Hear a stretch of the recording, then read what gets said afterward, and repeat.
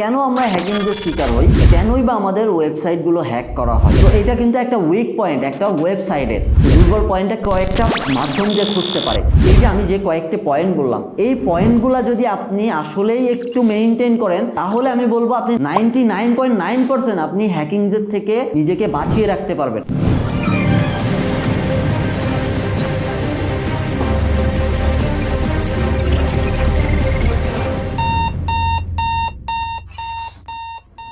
কেন আমরা হ্যাকিংয়ের শিকার হই, কেনই বা আমাদের ওয়েবসাইটগুলো হ্যাক করা হয়। আমরা যদি এই হ্যাকিংস কেন হচ্ছে এই কারণগুলো যদি জানি, আমরা কিন্তু এই হ্যাকিংস থেকে বেঁচে থাকতে পারবো। সহজেই একজন হ্যাকার আমাদের ওয়েবসাইট বা আমাদের যে বিজনেসে যে ক্রেডেনশিয়াল আছে এগুলা হ্যাক করতে পারবে না। আমরা মাঝে মাঝেই কিছু প্রতিষ্ঠানে শুনি যে ওয়েবসাইট হ্যাক হয়ে গেছে, তাদের হয়তো বিজনেসটা বন্ধ আছে। এই যে হ্যাকিংসটা কেন হচ্ছে, আসুন আজকে আমি আপনাদের মাঝে শেয়ার করব আমার যে 8 বছরের অভিজ্ঞতা আছে। এই 8 বছরে আমি 1000+ বিজনেসম্যানের সাথে কাজ করেছি, সেটা আমাদের বাংলাদেশে হোক বা ইন্টারন্যাশনালি হোক। তো এই যে আমার যে অভিজ্ঞতা, এই অভিজ্ঞতা থেকে আজকে আমি কয়েকটা পয়েন্ট শেয়ার করব যে কেন আমরা হ্যাকিংয়ের শিকার হই। সাধারণভাবে আমি যদি বলি, আমরা যখন কোনো একটা মানুষকে ক্ষতি করতে চাই, আগে কিন্তু আমরা তার দুর্বল পয়েন্টটা খুঁজে বের করি যে আসলে তার দুর্বল পয়েন্ট কোনটা। সেই দুর্বল পয়েন্টে যখন আমরা হিট করতে পারি, তখনই কিন্তু আমরা তার ক্ষতিটা করতে পারি। তো হ্যাকিংসও কিন্তু এর ব্যতিক্রম কিছুই না। হ্যাকিংস আগে আপনার দুর্বল পয়েন্টটা খোঁজে একজন হ্যাকার। তো দুর্বল পয়েন্টটা কয়েকটা মাধ্যম দিয়ে খুঁজতে পারে। ফার্স্ট অফ অল যদি বলি, আপনার যে ওয়েবসাইটের লগইন লিঙ্ক, আমরা বাই ডিফল্টভাবে কি করি, হোক সেটা ওয়ার্ডপ্রেস হোক সেটা লারাভেল।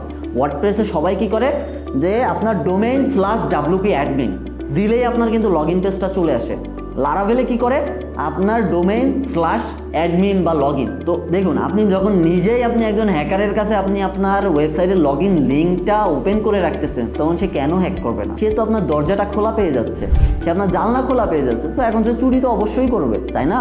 তো এটা কিন্তু একটা উইক পয়েন্ট একটা ওয়েবসাইটের, যে আপনার লগইন লিঙ্কটাকে হাইড রাখতে হবে। এরপরে অনেক সময় সার্ভারে জিপ ফাইল রাখা হয়, এটা কিন্তু একটা মারাত্মক ভুল। সার্ভারে কখনোই জিপ ফাইল রাখা যাবে না। সার্ভারে জিপ ফাইল রাখলে যে কোনো হ্যাকার ইনস্পেক্ট করে আপনার যে জিপ ফাইলটা আছে সেই ওই জিপ ফাইলটা ডাউনলোড করে নিতে পারবে। আর সে ডাউনলোড করতে পারলেই আপনার সার্ভার বা আপনার ওয়েবসাইট সে অনায়াসে হ্যাক করবে, বিকজ অফ সে আপনার ফাইলটা পেয়ে যাচ্ছে, আপনার যে কোড আছে, আপনার যে ক্রেডেনশিয়াল আছে, সেগুলো কিন্তু সে তার সামনে ওপেন হয়ে যাচ্ছে, সে পেয়ে যাচ্ছে। যদি আমরা ওয়ার্ডপ্রেস ব্যবহার করি, তাহলে কোনো ক্র্যাক ফাইল বা ক্র্যাক প্লাগইন ব্যবহার যেন না করা হয়, কারণ ক্র্যাক থিম বা ক্র্যাক প্লাগইনসে অনেক হ্যাকার আছে, তারা আনইউজুয়াল কোড দিয়ে দেয়, যেই কোডের মাধ্যমে তারা আপনার সকল ডাটা পাইতে থাকে। তো এখানে তারা ইজিলি ভাবে আপনার সিস্টেমটাকে হ্যাক করতে পারে। আরও একটা বিষয় হচ্ছে, সার্ভারে হিডেন ফাইলগুলো আমরা শো করে রাখি। আমার এমন অনেক কাস্টমার আছে যারা সাইটগুলো হ্যাক হওয়ার পরে যখন আমাদের কাছে আসে,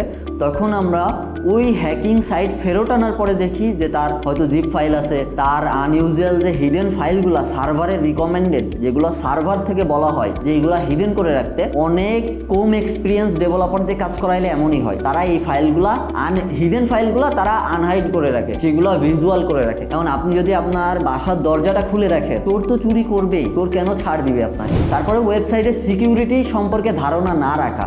আপনার ওয়েবসাইটে অবশ্যই সিকিউর করতে হবে। আপনার এই যে লগইন লিঙ্ক, আপনার ওয়েবসাইটের জিপ ফাইল না রাখা, সার্ভারে সবগুলো হিডেন ফাইল আনহাইড করে না রাখা, সিকিউরিটি, এই সিকিউরিটিগুলো আপনাকে ভালোভাবে জানতে হবে। আরও কিছু ভুল আছে, যেমন আমি মাঝে মাঝে দেখি কিছু প্লাগইনস আছে, যেমন ওয়ার্ডপ্রেসে ফাইল ম্যানেজার প্লাগইনটা কিন্তু কখনোই ইনস্টল করে রাখতে নাই। যত বড় বড় ডেভেলপার আছে, আমার কথাই যে বিশ্বাস করতে হবে এমন না।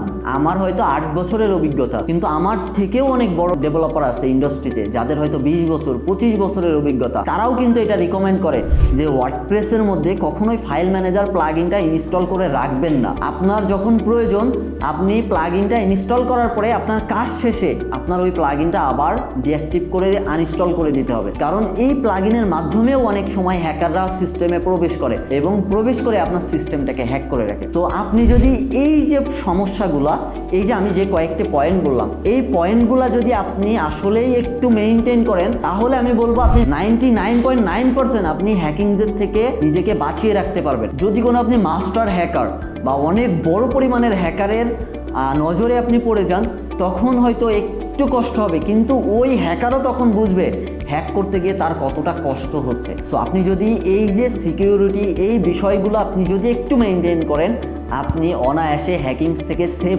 করতে পারবেন, আপনার বিজনেসটাকে সিকিউর করতে পারবেন।